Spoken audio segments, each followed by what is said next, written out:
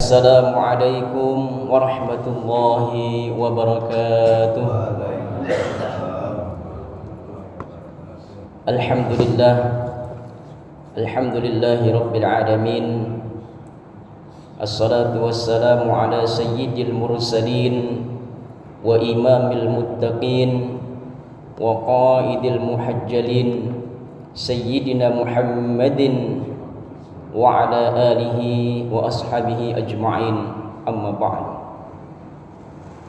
Bapak, ibu-ibu, saudara-saudari jemaah salat subuh Masjid Baitus Salam yang dimuliakan Allah Subhanahu wa taala, bersyukur kepada Allah Subhanahu wa taala atas segala nikmat yang Allah berikan kepada kita.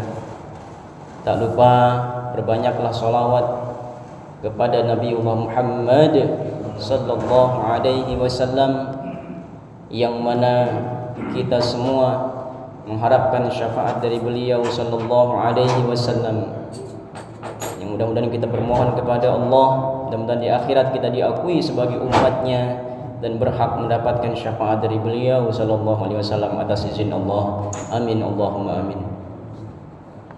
Hadirin rahimakumullah, kita hidup di dunia ini bagaikan seorang musafir yang berjalan menuju tujuan akhir, kematian dan kehidupan setelah kematian. Namun yang menjadi penentu bukanlah bagaimana kita memulai perjalanan ini, tetapi bagaimana kita berada di akhir kehidupan perjalanan ini. Rasulullah sallallahu alaihi wasallam bersabda, "Innar rajula la ya'malu bi'amali ahli al-jannah fima yabdu lin-nas wa huwa min ahli an-nar. Wa innar rajula la ya'malu bi'amali ahli an-nar fima yabdu lin-nas wa huwa min ahli al-jannah." Riwayat Al-Bukhari wal Muslim. Hadis ini mengingatkan bahwa amal itu tergantung pada akhirnya. Innamal a'malu bil khawatim. Betapa banyak orang yang di masa hidupnya dia melakukan berbagai macam kebaikan, ibadah yang tak pernah dia lewatkan, tetapi di akhir kehidupannya dia tergelincir dengan lisannya, tergelincir dengan perbuatannya yang mengarahkan kepada hal-hal yang diharamkan oleh Allah Subhanahu wa taala. Sebaliknya ada pula orang yang dahulu bergelimang dengan dosa, tetapi Allah memberikannya hidayah, taufik dan hidayahnya, sehingga ia wafat dalam keadaan yang husnul khatimah. Umar bin Khattab radhiyallahu an merupakan contoh yang sudah kita sama-sama pahami dan kita ketahui. Beliau adalah salah satu contoh husnul khatimah. Hidupnya penuh perjuangan di jalan Allah. Walaupun dia sebelumnya belum memeluk Islam, dalam keadaan yang begitu banyak kesalahan, tetapi di akhir hidupnya dia memeluk Islam dan wafat dalam keadaan syahid. Bahkan dia dalam keadaan sujud di masjid saat salat subuh. Beliau sering berdoa, "Ya Allah, matikanlah aku dalam keadaan syahid di tanah Rasul." Dan Allah mengabulkan doanya. Ia ditikam oleh seorang budak Majusi saat sedang beribadah dan wafat dalam keimanan yang sangat kokoh. Kemudian ada pula Ubaidillah bin Jahsy, seorang muslim yang hijrah ke Habasyah bersama istrinya, yaitu Ummu Habibah. Namun saat dia di sana, ia tergoda oleh kenikmatan dunia sehingga dia murtad, keluar dari Islam dan meninggal dalam keadaan tidak beriman. Bayangkan seorang yang telah meninggalkan segalanya demi Islam terjerumus di akhir hayatnya pada hal-hal yang tidak sesuai dengan imannya. Dan kita ini sedang berada di bulan Ramadan, bulan yang penuh pengampunan. Kita selalu bermohon kepada Allah, mudah-mudahan di tahun-tahun berikutnya kita bisa bertemu kembali bulan Ramadan ini. Tapi siapa yang bisa menjamin kita sampai ke Ramadan berikutnya? Itu permasalahannya. Ramadan adalah momen di mana Allah membuka seluruh pintu kebaikan, menutup pintu neraka dan membelenggu para syaitan. Tetapi bukan berarti kita aman, karena yang bisa menjerumuskan kita bukan hanya setan, tetapi hawa nafsu dan kebiasaan buruk kita.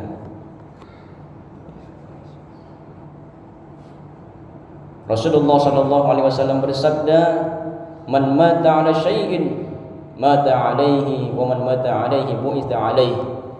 Rahul Muslim.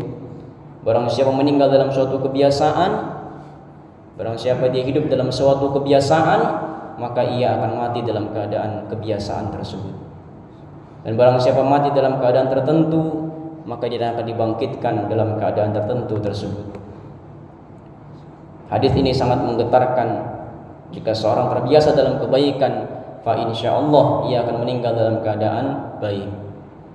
Tapi jika seorang terbiasa dalam kemaksiatan, biiznillah kita tidak tahu, wallahu a'lam, bagaimana akhir kehidupannya. Hanya Allah yang tahu.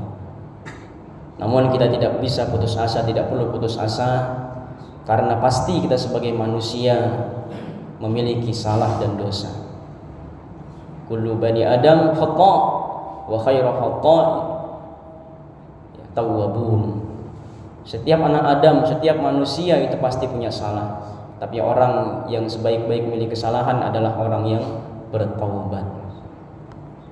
Kemudian hadirin rahimakumullah, ada hal yang sudah lama ingin saya sampaikan, namun lupa, mumpung ada kesempatan untuk menyampaikannya. Terkadang kita dalam salat berjamaah itu kita imam terlebih dahulu selesai membaca bacaannya. Ya, contohnya mungkin dalam salat zuhur, misal salat zuhur atau salat yang sir ya tidak terdengar. Kalau salat yang zahar seperti maghrib, isya, subuh ini mungkin kita insyaallah tidak tertinggal. Tapi kadang kita belum selesai bacaan kita tapi imam sudah ruku misalnya. Nah, bagaimana kita bisa mengatasi hal ini? Ketika dihadapkan hal ini, Rasulullah bersabda, "Innama ju'ilal imam liyu'tama bih, fa idza raka'a farka'u wa idza rafa'a farfa'u." Sesungguhnya imam ditunjuk untuk diikuti. Jika dia ruku, maka ikutlah ruku, dan jika dia bangkit, maka ikutlah bangkit. Meskipun kita belum selesai membaca Al-Fatihah, kita tetap harus mengikuti imam, kecuali imam melakukan hal yang membatalkan sholat, seperti tidak tumakninah yang bagaimana sudah viral di sekitar kita, yang Allahu Akbar, nah itu sebaiknya tidak kita ikuti. Atau mungkin kita di belakang imam, mungkin terdengar imamnya buang angin misalnya, dia nggak keluar dari ini, lanjut aja, yaitu kita bisa mufarraqah namanya, kita niat untuk sholat sendiri ya, memisah dari jamaah. Tapi ya kita maka dalam memilih imam ini harus yang betul-betul kita percaya dalam hal fikihnya ya, dalam hal tauhid dan seterusnya. Kemudian untuk tahiyat akhir, terkadang kita sebelum salam itu kadang-kadang imam sudah keburu salam, biasanya kalau tarawih Pak ya.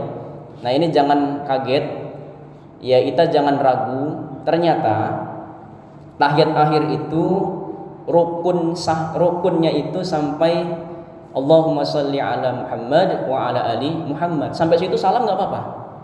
Enggak apa-apa.